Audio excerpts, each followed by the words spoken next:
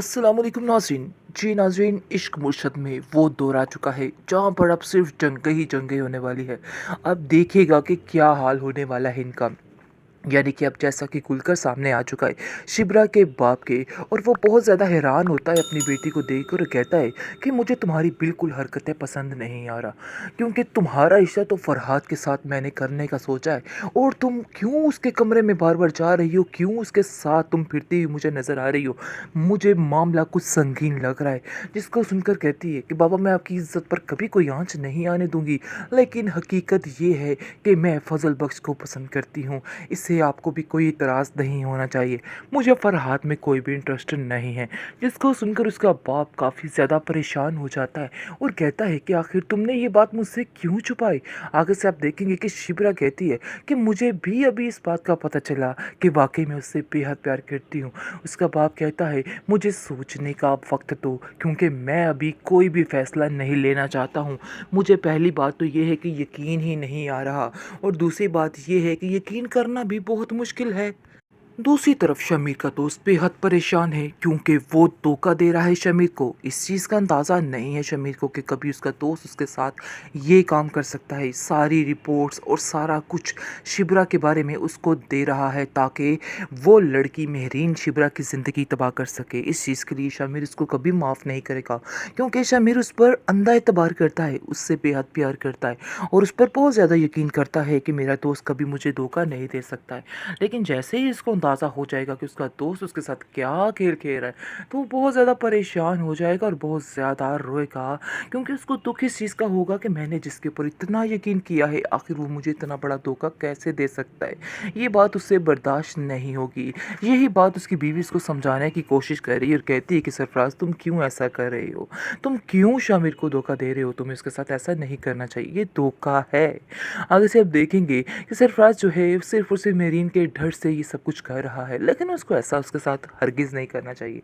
शमीर के साथ उसको कभी भी धोखा नहीं देना चाहिए। यानी कि शमीर ने उसका बहुत ज़्यादा साथ दिया है, और उसे उसकी इस बात की कदर करनी चाहिए, जो वो बंदा इस बात की कदर नहीं कर रहा है। वेल, अब देखेंगे कि अब इन्हीं चक्करों में है शमीर कि अब किस तरह से सारी बात को खोल के सामने रख दे और सारी बात फैसला करवा ले। उसके बाप को अब उसके आगे पीछे मंडलाना शुरू कर देता है, लेकिन अब उसके बाप को समझ आ रही है आहिस्ता आहिस्ता कि आखिर ये लड़का क्यों इतना आगे पीछे मंडला रहा है। अब उसको इस चीज़ की समझ आ रही है, इसलिए वो कहता है कि मुझे तुम्हारा बेजा शिबरा के आगे पीछे घूमना बिल्कुल भी पसंद नहीं है, इसलिए बेहतर यही है कि तुम्हें शिबरा से दूर रहना होगा। जिसको सुनकर वो कहता है कि आखिर हुआ क्या है, आप मुझे बता सकते हैं, मैंने ऐसा क्या कर दिया जिसकी वजह से आपको इतना गुस्सा आ रहा है। आगे से आप देखेंगे कि वो खामोश होकर वहाँ से चला जाता है, लेकिन शिबरा की माँ जो है वो कहती है फजल बख्श को कि तुम परेशान मत हो फजल बख्श, इनका गुस्सा वक्ती है, वो ठीक हो जाएंगे, वे तुमसे बेहद प्यार करते हैं और ऐसा सोच भी नहीं सकते हैं, तुम परेशान मत हो, क्योंकि वो उस पर अंधा एतबार करती है। लेकिन जब ही ये बात शमीर की खुलने वाली है, तो सबको शदीद दुख होने वाला है, क्योंकि वो तो सोच भी नहीं सकते थे कि ये लड़का इस हद तक गिर जाएगा और ऐसी हरकतों पर तुलाएगा, क्योंकि ये बात उनके लिए नाकाबिले बर्दाश्त हो जाएगी। सुकैना तो इस चीज़ को बर्दाश्त कर रही, लेकिन सुकैना सफाई पेश करेगी और सुकैना कहेगी कि नहीं जी, ऐसी कोई बात नहीं, आप उस पर ऐसा ना करें, उस पर यकीन करें, मुझे सब कुछ पता था, लेकिन आज तक उसने कोई ऐसा गलत काम नहीं किया है। आप क्यों उसकी बात को यकीन नहीं कर रहे हैं, आपको उसकी बात का यकीन करना ही होगा। और शिप्रा, मैं तुम्हें बता दूँ कि फजल बख्श के अलावा कोई तुमसे इतना प्यार नहीं कर सकता, ये बात तुम भी अपने दिमाग में बिठा के रखो।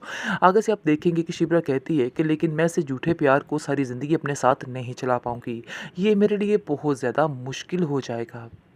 ड्रामा सीरियल इश्क मुश्रब में आप देखेंगे कि मेरीन जैसा कि सारा कुछ जान चुकी है, सारी हकीकत से वाकिफ़ हो चुकी है, लेकिन अब वो सुकून से नहीं बैठने वाली है। उसको हर वक्त एक टेंशन, एक परेशानी ने घेरा हुआ है कि आखिर वो किस तरह से कौन सा दाव खेले तो सारी जंग वो जीत जाए। लेकिन वो बहुत बड़ी बेवकूफ़ी कर रही है।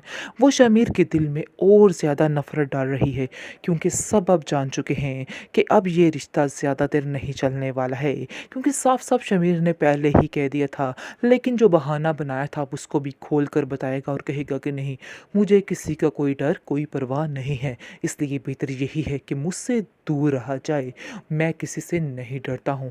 लेकिन मेहरीन को और कुछ नज़र नहीं आ रहा है, तो वो उसके बाप के पास आती है और उसको आकर कहती है कि आखिर आपके बेटे को क्या मसला है? क्यों आपका बेटा इन सब बातों पे तुला हुआ है? क्यों अपनी ज़िंदगी को खुद ही तबाह कर रहा है? क्यों इस तबाही की तरफ जा रहा है? क्यों आप उसको नहीं समझा रहे हैं? जिसको सुनकर आप देखेंगे कि वो कहता है, तुम फ़िक्र मत करो मेहरीन, तुम मुझे सारी बात बताओ खुलकर, आखिर बात क्या हुई है?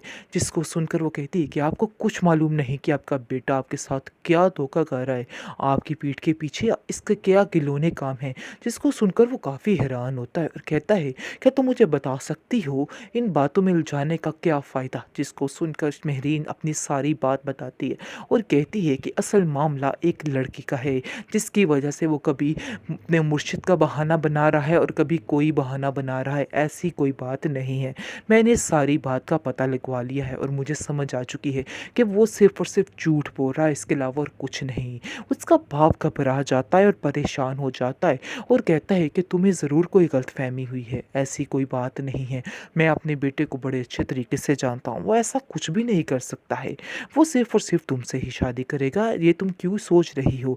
आगे से मेरीन कहती है कि मुझे कोई गलतफ़हमी नहीं हुई। मैंने अपनी आँखों से उस लड़की को उसके साथ देखा है और मुझे इस चीज़ का यकीन है कि आप भी ये बात नहीं जानते थे। लेकिन अगर आप ये बात जान चुके हैं, तो आपको उसे जाके बताना होगा और उसको कहना होगा कि अपनी हरकतों से बाज़ आ जाए। वरना मैंने अगर बाबा से बात कर दी, तो आप जानते हैं कि हालात किस कदर ख़राब हो सकते हैं और मुझे ना सुनने की बिल्कुल भी आदत नहीं है।